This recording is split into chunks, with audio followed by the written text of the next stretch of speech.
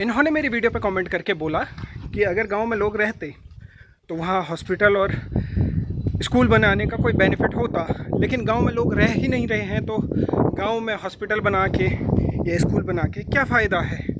Basically ये कहना चाह रही हैं कि पलायन के लिए सरकार उतना दोषी नहीं है जितना पब्लिक है। लेकिन इसका आंसर ना मैं तुम्हें एक कहानी सुना कर दूँगा। इमेजिन करो कि आपका एक बहुत बड़ा घर है, ठीक है, और बहुत खूबसूरत सा वो पुश्तैनी घर है आपका। उस घर में एक बहुत बड़ा सा स्टोर रूम है जहाँ फूड का पूरा स्टॉक है, पानी का अपना कनेक्शन है। बेसिकली आपके पास अनलिमिटेड रिसोर्सेज हैं, आपको बस थोड़ी सी मेहनत करनी है और आप वहाँ एकदम से चिल लाइफ जी सकते हैं।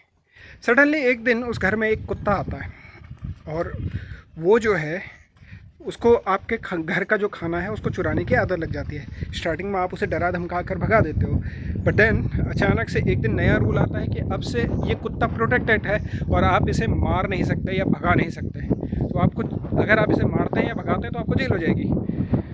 अब वो रोज़ आता है, आपका खाना बर्बाद करता है और आप टोटली हेल्पलेस होकर बस देखते रहते हो, क्योंकि कुत्ते को तो प्रोटेक्ट कर लिया, लेकिन आप अपना खाना कैसे प्रोटेक्ट करोगे ये आपको नहीं बताया जाता, ये आपको नहीं सिखाया जाता है। कुछ दिन के बाद आपके स्टोर रूम पर भी एक बड़ा सा लॉक लगा दिया जाता है। रीज़न, रिसोर्सेज कम है, इसलिए अब ये स्टोर रूम भी प्रोटेक्टेड है।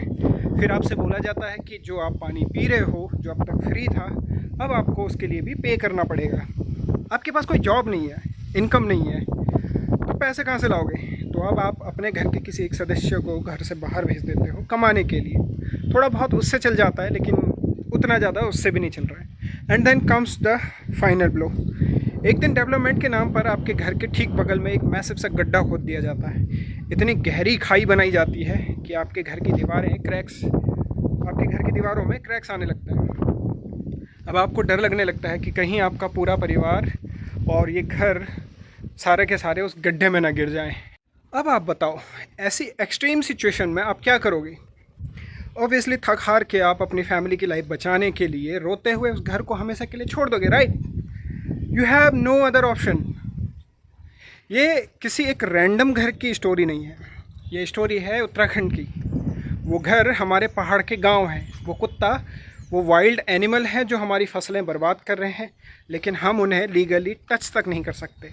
वो स्टोर रूम का लॉक वो स्ट्रिक्ट फॉरेस्ट लॉ हैं जिन्होंने हमारे ही जंगल हमसे ही छीन लिए। और वो बड़ा सा गड्ढा वो अनप्लान्ड डेवलपमेंट है जिसकी वजह से आज हमारे गांव लैंडस्लाइड की चपेट में आ गए हैं। एग्जैक्टली यही सब हुआ है हम पहाड़ियों के साथ। हमें फोर्स किया गया है अपना घर छोड़ने के लिए, और फिर आप लोग कहते हो कि इन लोगों ने तो शौक से गांव छोड़ दिया है। पलायन हमने किया नहीं है, हमसे करवाया गया है। आज के इस युग में जहां पैसा और सुख सुविधाएं ही सब कुछ है, हर इंसान अपनी फैमिली को एक क्वालिटी लाइफ देना चाहता है। हर माँ बाप का सपना होता है कि वो अपने बच्चों का फ्यूचर सिक्योर कर सके, उन्हें एक अच्छे स्कूल में पढ़ाए। लेकिन सरकार हमारे पहाड़ों में वो बेसिक एजुकेशन कभी दे ही नहीं पाई।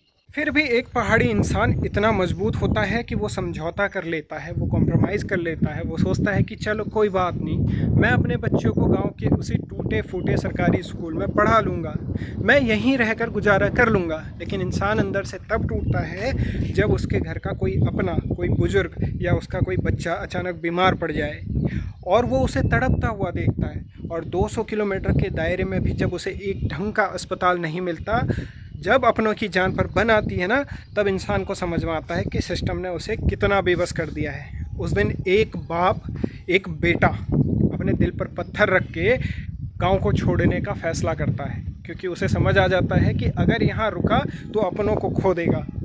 और फिर लोग कहते हैं कि पहाड़ी शौक से अपनी ज़मीनें छोड़ रही हैं। जनाब, हमने गाँव को छोड़ा नहीं है, हमें सिस्टम ने धक्के मार के निकाला है। पलायन कभी भी सिंगल रीज़न की वजह से नहीं होता है, इसके पीछे मल्टीपल कॉजेस होते हैं। ये सारी चीज़ें मिलकर एक इंसान को हर तरफ से तोड़ती हैं। पलायन कोई रातों रात दिया गया फैसला थोड़ी होता है, सालों से सिस्टम की हो रही नाकामियों का ही तो नतीजा है ये पलायन। इस पर बात करने के लिए बहुत कुछ है और बहुत सारे कारणों की वजह से ये पलायन हो रहा है।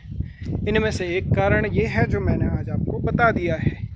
बाकी वीडियो आपको अच्छी लगी तो शेयर कर देना।